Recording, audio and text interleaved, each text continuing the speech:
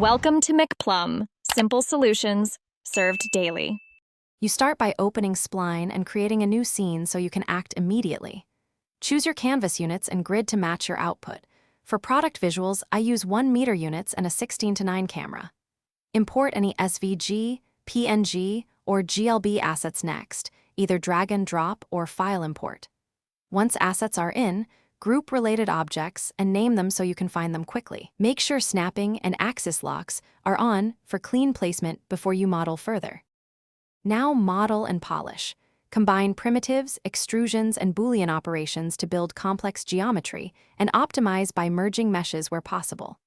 Apply PBR materials, adjust roughness, metalness, and texture scale, then position an H-dry to set realistic lighting. For motion, set keyframes on position, rotation, and scale. Use easing curves for natural movement and timeline markers to align events. Once done, preview in play mode to verify timing and materials. Interact under the environment, lighting before final export. Finish by exporting the correct format for your destination. GLB for interactive 3D, PNG or WebP for stills, or use Spline's embed code for web integration.